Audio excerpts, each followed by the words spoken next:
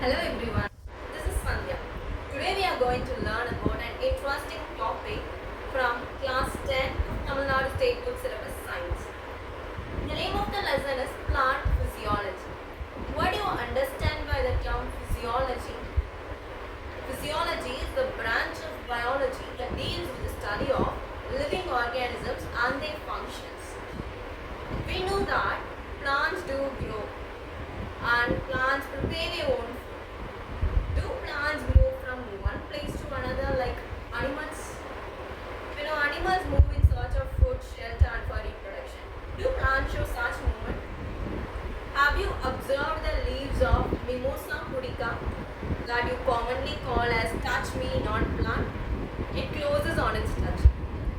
Whereas Helianthus annuus, commonly called as sunflower, follows the path of the sun from dawn to dusk, that is from east to west. These movements of plants are triggered by an external stimuli. Plants never move from one place to another, but it moves its body parts in respect to any stimuli or signal that is approached. So these movements of plants are commonly of two types, that is tropism and nastic movements. Let's discuss in detail about tropism. Tropism is a unidirectional movement of a plant or part of a plant in response to a stimuli or signal given.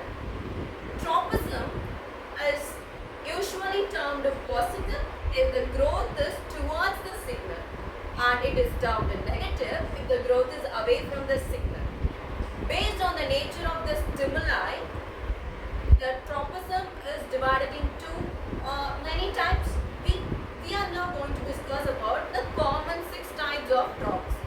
That is phototropism, thigmotropism, thermotropism, chemotropism, hydrotropism and geotropism. First, let's discuss about phototropism. So, in science, what do you mean by photo? Yes, photo means light. So, plants do move in direction towards the light. Movement of a plant part or a whole plant towards the light is known as phototropism. Example, you can see the shoot of a plant. Usually, the shoot of a plant grows towards the sun. Have you observed any plant? Take any plant, it grows towards the sun. So, plants, it grows towards the sun is called as phototropism. Next is geotropism. What do you understand by the term geotropism? Geo. What do you mean by geo? Geo means earth or gravity. So plants move towards the gravity. Which plant or which part of a plant usually grows towards the root? Yes, roots. Roots always, except the halophytes, all the roots grows towards the gravity. You can see the plant here. Shoot of a plant grows towards the sun and root of a plant grows towards the gravity. So you can conclude shoot of a plant is always positively phototropic and root of a plant is always positively geotropic. In other words, root of a plant is negatively phototropic and shoot of a plant is negatively geotropic. Hope you are understanding. So the next one is hydrotropism. In science, hydro means water. So hydrotropism, by now you might have guessed, some movement is happening in the external stimuli is here is water. So plants move. Plants, the whole part of a plant or a part of a plant is moving in response to water. That is also roots. We know roots absorb water for its growth. So usually roots need water, so it grows towards the water. The next type of tropism is thigmotropism. Here the word thigmo stands for touching. So when the plant is touched by any external stimuli, it grows towards the touch of stimuli. That is thigmotropism. The best example here is climate grape plants, they usually keep a stand made of wood. Though when the plant touches, it comes in contact with the wood, it starts to grow on the wood. So this is thigmotropism. Next one is chemotropism. Movement of a plant in response to chemicals is called as chemotropism. The best example is growth of a pollen tube in response to the sugar which is present in the stigma. This is chemotropism. Next is thermotropism. In science, thermo means heat. So, the movement of a plant, a part of a plant in response to heat is called as thermotropism. The best example here is tulip flowers. You've seen the colorful tulip flowers, no? These tulip flowers usually blooms whenever the temperature gets increasing. So this is the best example for thermotropism. The first I said there are two types of movements in plants. So we saw about all the tropism. Now what is the next movement? Nastic movement. Nastic movements are non-directional response to any external stimuli given. Based on the nature of the stimuli, nastic movements are of three types.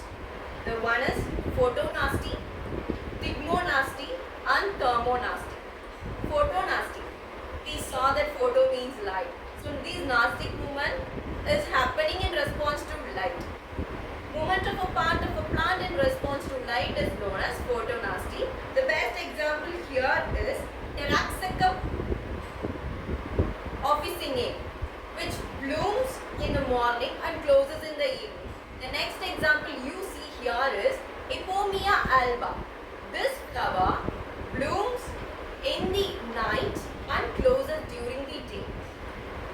Okay, the next topic is thigmonasty. Thigmo means touch, we saw. So movement of a plant in response to touch is known as thigmonasty. Here the example is, you might have experienced, most of us might have experienced the touch me not plant by touching it. What does it do? Whenever you touch and touch me not plant, it closes its leaves, folds its leaves and gets drooped. So this is the best example for thigmonasty. Next example is Venus flytrap. This is very excellent example of thigmonasty because it exhibits one of the fastest movement of nastic. The next type of nastic movement is thermonasty. Thermonasty means movement of a part of a plant is associated with changes in temperature. The other example is the same, tulip flowers, which blooms when the temperature gets increased. So, I hope you are all clear with the tropism and nastic movements. Can we just differentiate both these movements? Yes, you can see tropism means unidirectional movement towards the given stimuli. Here, nastic movement is non-directional response to a stimuli, whereas the tropism movement is growth dependent. It needs sunlight, so it grows towards the sunlight. It needs water, so it grows towards the water. But not like nastic movements. Nastic movements are not growth independent movements. They are growth independent movements. The next is these tropic movements are more or less permanent and irreversible. The growth of the shoot cannot be reversed. But here in nastic movement, this movement is temporary and it can be reversible. After some time, the touch me not plant gets what? It comes to its original shape. So it does not droop or fold unless you at another time it is touched. So this movement is temporary and reversible. Tropic movements are found in all plants. You can see tropism, phototropism, hydrotropism, thigmotropism in every plant. But in nastic movements, these nastic movements are found only in some specialized plants. Next, tropic movement is slow in action. You can see the tropism only when gradually it grows. But in nastic movements, it is immediate action, very immediate. The Tasmanian plant folds its leaves very immediately. The tulip flowers blooms whenever the temperature increases. Epomia alba, whenever the night time comes, it blooms. So So this is immediate action. Can we just recapitulate it? What do you understand by the term tropism? Okay. Next, what are the types of tropism? What do you understand by nastic movements? What are the different types of nastic movements? Can you now differentiate tropism and